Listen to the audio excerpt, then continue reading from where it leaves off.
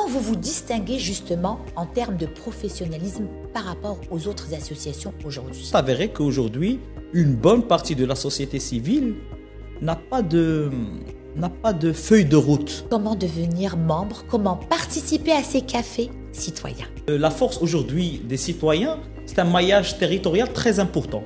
Non à la confrontation, oui à la co-construction. Ça, c'est un message comme on aime à Déclic. C'est-à-dire on a organisé plus de 3 tournées nationales. Très bien.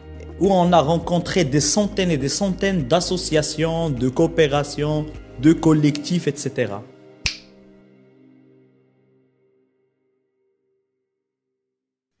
Déclic, bonjour, bienvenue à ce nouvel épisode, exactement l'épisode 11. Aujourd'hui, j'ai avec moi un nouvel invité que je vais vous présenter tout de suite. Il est là pour nous parler de son parcours, de ses visions, de sa mission, nous inspirer. Vous êtes prêts? On y va. Monsieur Hedden, Enes Hedden, bienvenue à Déclic. Merci pour l'invitation. Avec plaisir. Je te remercie d'avoir accepté tout de suite. Avec très grand plaisir. Ça fait partie de nos missions aujourd'hui. Bravo. Ouais. Alors justement, on va parler de ta mission, ta vision et aussi de celle de l'association dont tu es à la tête, l'association Les Citoyens, qui a un slogan qui me parle beaucoup, mieux vivre ensemble. Ouais. Mon slogan à moi, parce que je suis consultante en communication, c'est mieux communiquer, mieux vivre. Donc vraiment, j'ai adoré. Alors aujourd'hui, tu as choisi de parler avec notre communauté de la co-construction et de l'intelligence collective au service de la démocratie. C'est ça? Tout à fait. Merci encore une fois pour l'invitation. Donc, comme vous l'avez évoqué, je suis le directeur exécutif de l'association Les Citoyens. Exactement. Qui a été fondée en 2016, ayant pour objectif d'imaginer ensemble un nouveau modèle de société. Très bien. Un modèle plus inclusif, plus durable, plus équitable. Mais on ne peut pas l'imaginer sans le co-construire ensemble. C'est vrai. D'où le slogan, le mieux vivre ensemble. Et dans la partie mieux vivre ensemble, enfin, on a 2 parties. D'accord. Il y a la partie mieux vivre, c'est-à-dire être bien dans sa peau, un bon s'épanouir, avoir les ressources nécessaires pour mener une vie en toute dignité. Exactement, décente.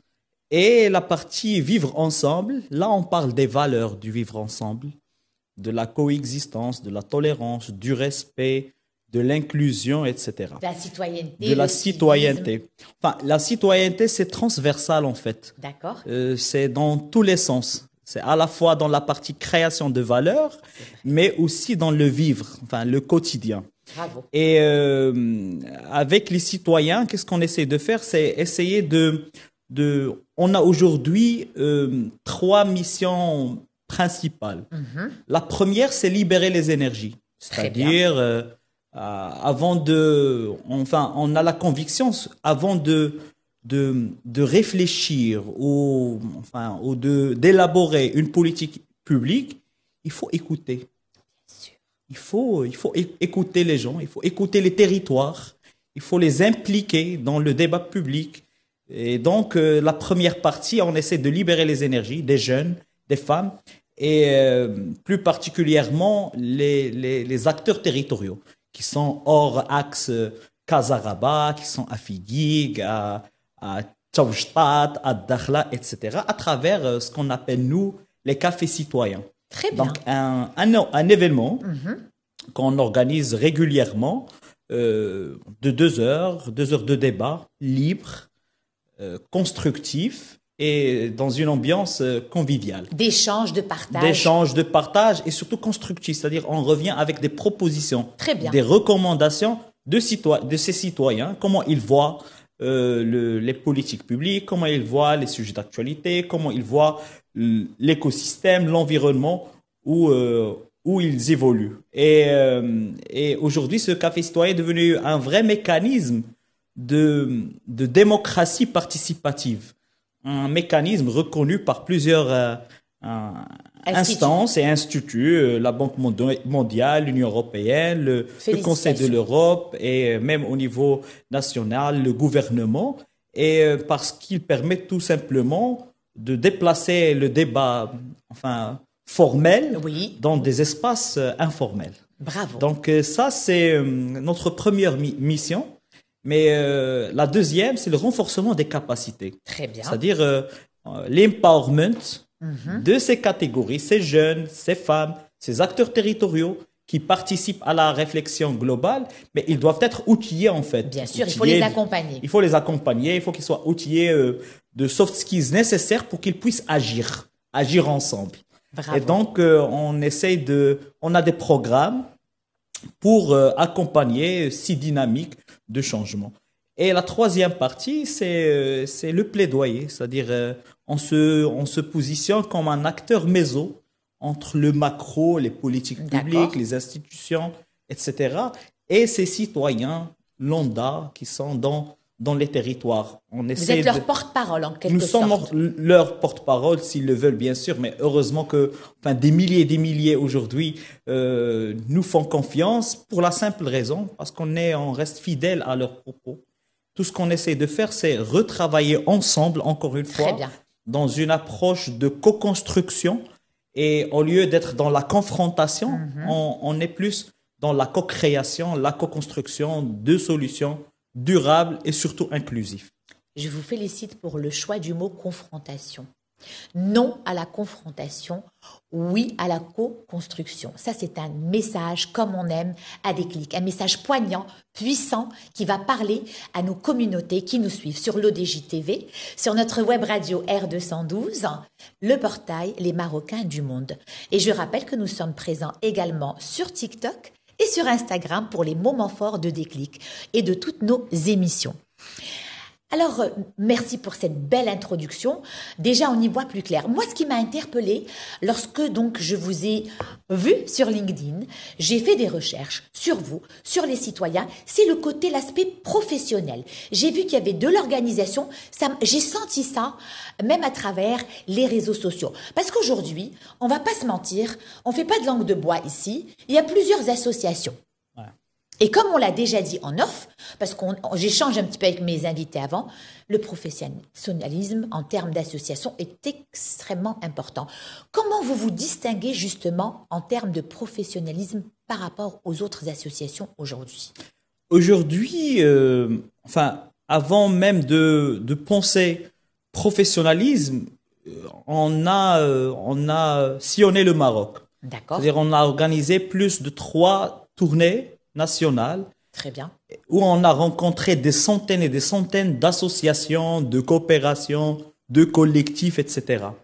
La seule question qui revient à chaque fois, c'est les financements. Bien sûr. Les subventions, etc. On n'est pas prêt, on n'a pas droit au financement. Mais nous, la question qu'on a posée, est-ce que vous êtes assez structuré et qu'est-ce que vous allez faire de ces financements?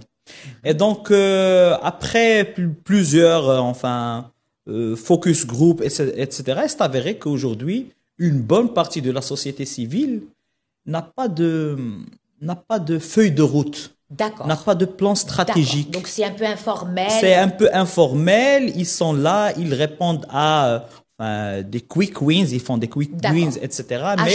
À chaud, one shot, sans pour autant penser impact, mesure d'impact.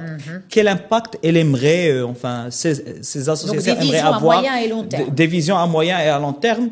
Des visions, en fait, parce qu'aujourd'hui, les associations, ils sont non seulement des acteurs consultatifs, ils sont aujourd'hui ils sont participatifs et des meneurs d'action, voire même ils répondent à des politiques publiques. Parfois, ils remplissent ils suggèrent et ils comblent certaines lacunes de politique publique. Et donc, sont acteurs à 100%. Sont acteurs à 100%. Et donc, pour mener à bien cette mission, il faut un minimum de structure, de gouvernance, d'exigences financières, de manuels de procédure, etc. De vrais outils pour qu'ils puissent vraiment, se positionner en tant qu'acteur sérieux. Très bien. 2, pour pouvoir mesurer leur impact. 3, pour être capable de justement lever des fonds et gérer des budgets et démultiplier et amplifier leur impact au niveau territorial. Et là, on parle surtout des associations qui sont dans la montagne, mais aussi enfin dans les petites villes et dans les espaces périurbains, qui sont très actifs. En fait, ils sont très actifs. Ils peuvent mobiliser un nombre très important de participants, de bénévoles, et malheureusement, ils doivent se structurer pour pouvoir structurer pour être productifs. Pour être productif et surtout efficace et efficient. Voilà, gagner du temps, ne pas se disperser, perdre du temps, perdre peut-être des fonds. Est-ce que vous pouvez nous donner un exemple d'action de co-construction concrète, actuelle, de l'association Les Citoyens? Je vais vous parler d'un projet qu'on va bientôt lancer. Enfin, il est en cours de... et d'ailleurs, tu as évoqué... les non-marocains du monde. Oui. Nous, on a rencontré les Marocains du monde. Les Marocains du monde. Les Marocains du monde. Alors, chez nous, c'est les Marocains du monde. Ouais. Donc, on les a rencontrés à travers les cafés citoyens. Donc, aujourd'hui, avec les citoyens, on a un projet pour, écouter les rêves des Marocains. D'accord. Ça, c'est beau. Oui, leur aspiration. Et le transformer petit à petit. Donc, il y a une partie, enfin, on a appelé ça Café Citoyen Rêve.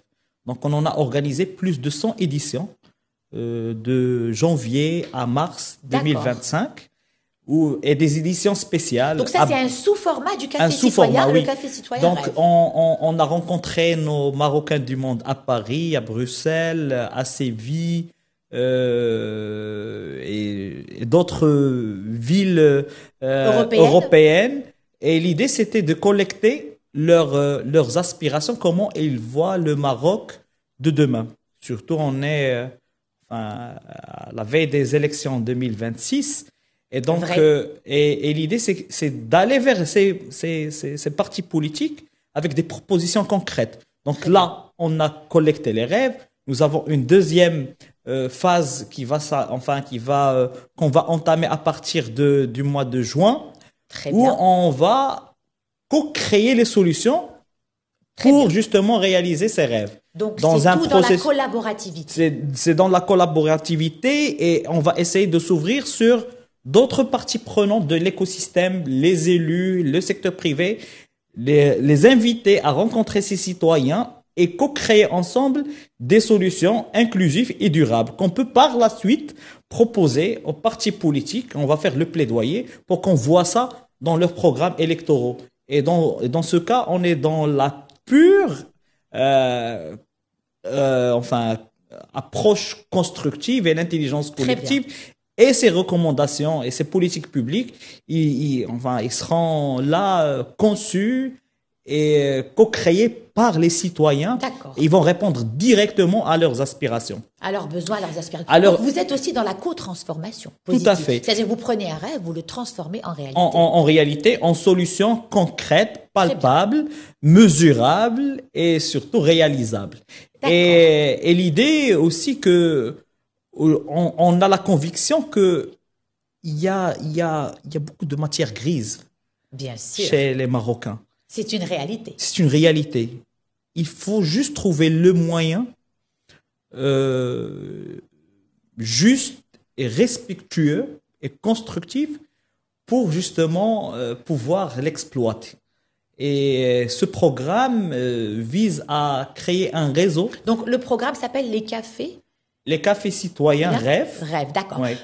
Comment on peut adhérer? Comment les jeunes peuvent vous approcher? Est-ce que vous pouvez leur dire aujourd'hui à travers des clics, où vous êtes, sur quelle plateforme et comment devenir membre, comment participer à ces cafés citoyens? Très bien. Donc, on est présent sur toutes les plateformes, c'est-à-dire Instagram, LinkedIn, TikTok, etc. Et où on annonce des call to action, les appels à candidature, à inscription pour tous nos programmes. Mais mis à part ça, la force aujourd'hui des citoyens, c'est un maillage territorial très important. On a un réseau de plus de 200 ambassadeurs qui sont présents sur les 12 régions, avec une présence de 47% dans aussi les zones rurales. Comment on devient ambassadeur des citoyens? Alors, comment on devient aujourd'hui, on ouvre des appels annuels à candidature avec un process un peu très sélectif. D'accord. C'est normal. C'est normal, mais on demande deux choses.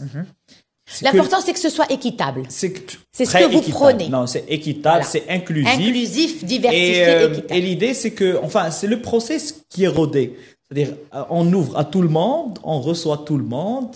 On a des critères de sélection qui sont deux critères de base. Lesquels?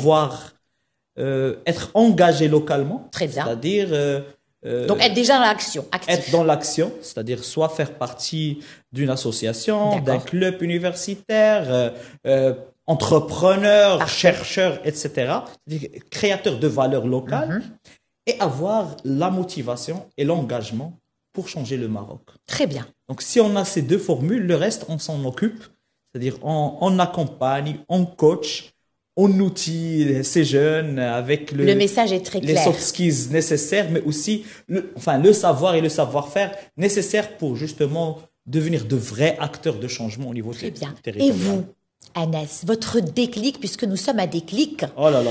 le déclic de cette association, de cette mission, de ce qui vous anime aujourd'hui.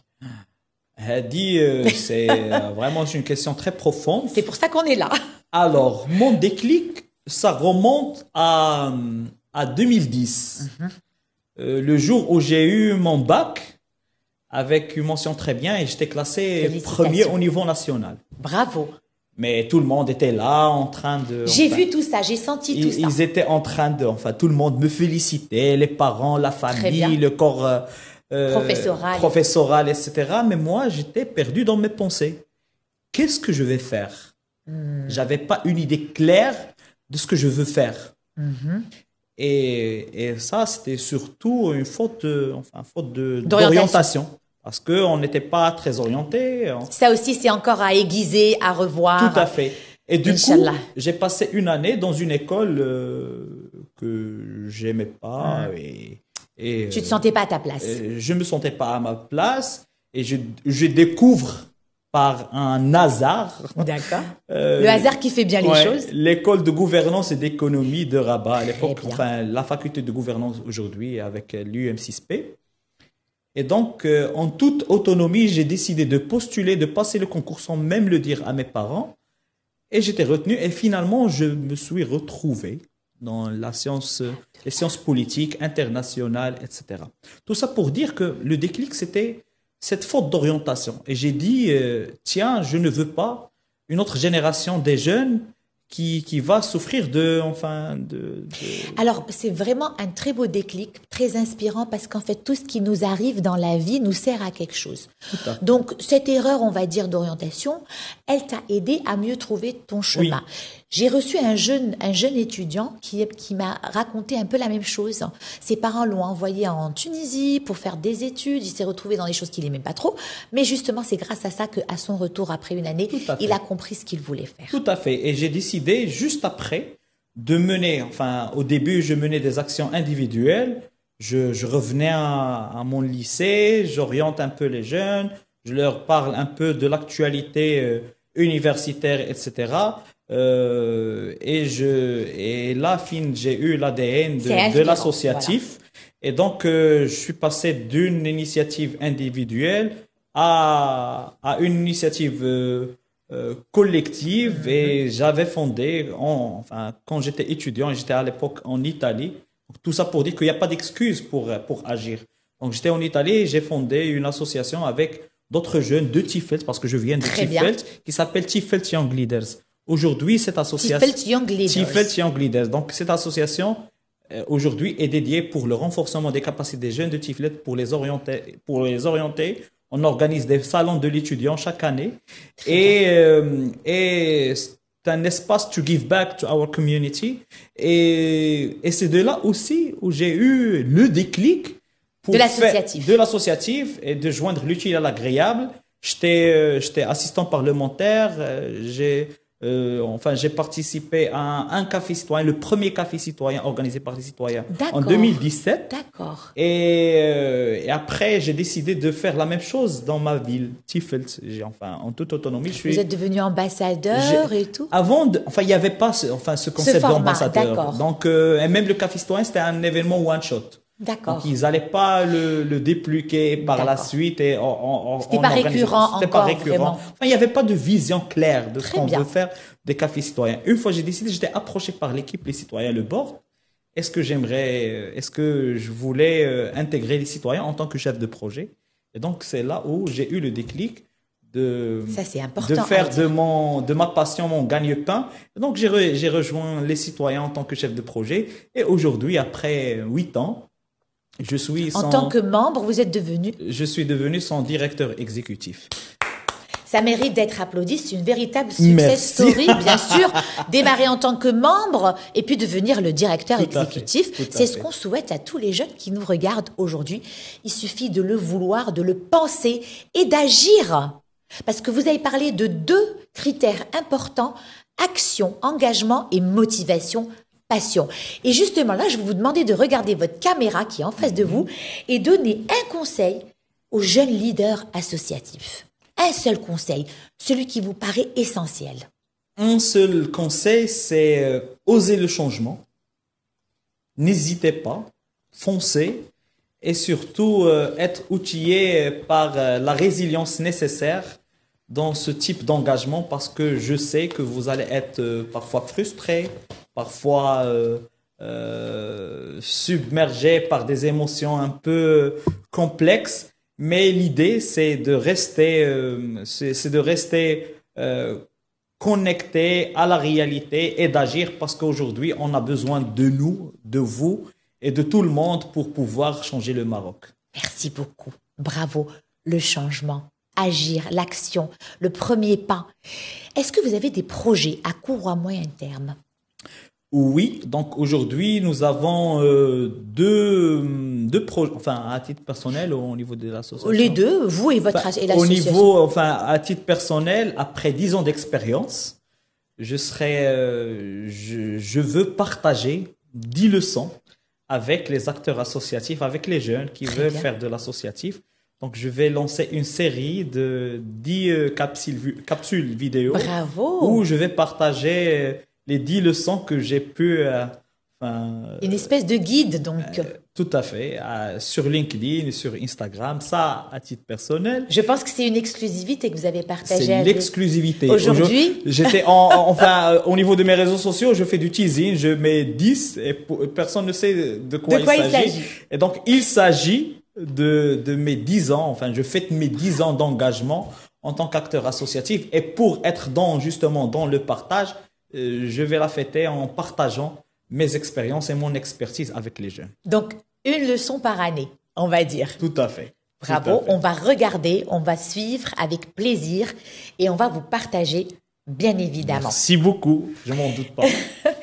Alors en fait, je vais faire un petit récap pour ceux qui nous regardent. Donc aujourd'hui avec vous, on a parlé de co-construction en tant que véritable posture, pas seulement une démarche, se positionner dans la co-construction pour un meilleur impact social et pour plus de productivité en termes de changement. Vous avez parlé également du nous. Le nous, c'est-à-dire l'intelligence collective.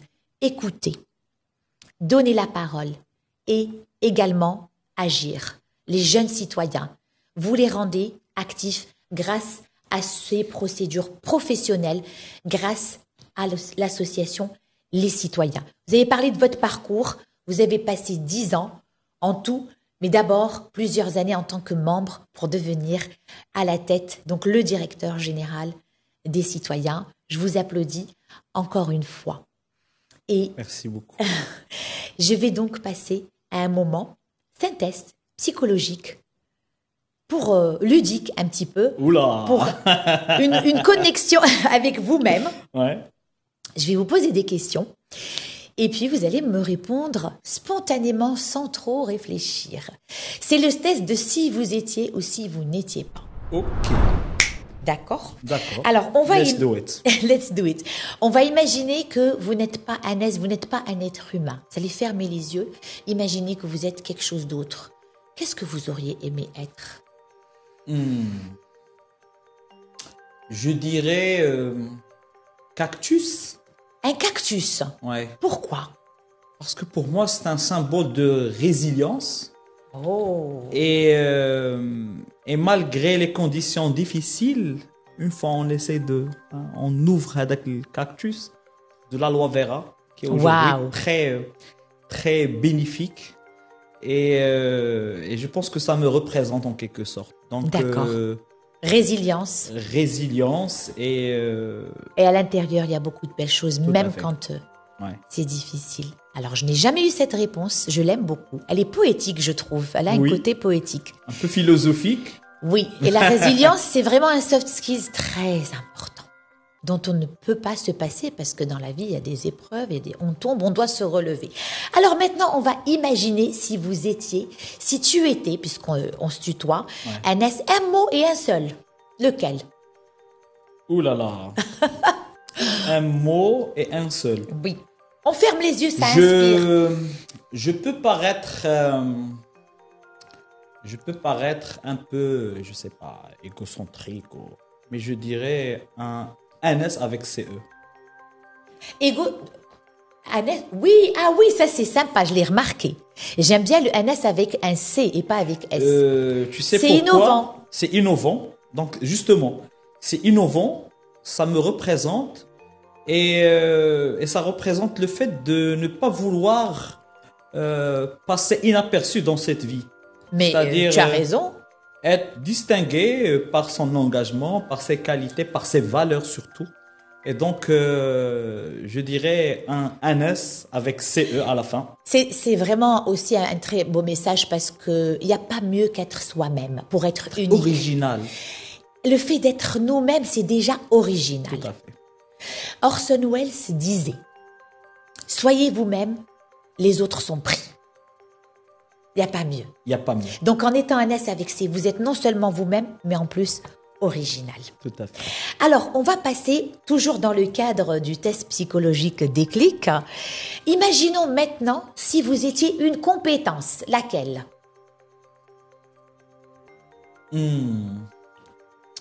Enfin, il y en a plusieurs. Juste une seule. Une seule, je vais choisir l'adaptabilité. Très bien. Être dans l'agilité, la flexibilité. Parce qu'aujourd'hui, notre monde a besoin de ça. C'est un monde, une société en mutation continue. Oui. Donc, il faut faire appel à beaucoup de flexibilité si on veut vraiment survivre et même. Survivre. Et c'est lié au changement dont tu as parlé tout à l'heure. Tout à fait. La flexibilité, al-morona, l'adaptation, c'est ce qui nous permet de survivre, d'avancer. Et comme on dit, qui n'avance pas recule. Tout à fait. Alors, je vais te donner le mot de la fin. D'abord, je te remercie pour ces messages inspirants. J'ai senti que tu as parlé à cœur ouvert. Et je suis sûre que les gens qui vont nous regarder vont être inspirés, les jeunes. Donc, vous pouvez taper les citoyens sur les moteurs de recherche. Vous allez les trouver sur toutes les plateformes. Tapez Anes Hedden, A-N-A-C-E, sur LinkedIn, sur Instagram, je pense également. Oui. Et vous allez suivre mon cher invité. Merci d'être venu. Merci d'avoir partagé ta success story, ton vécu. On te souhaite le meilleur. Je te donne le mot de la fin. Face à cette caméra, quelle serait ton utopie démocratique construite collectivement? Si tu fermes les yeux, comment tu vois l'avenir proche? Merci d'abord pour l'invitation et je peux te dire que j'étais trop sincère.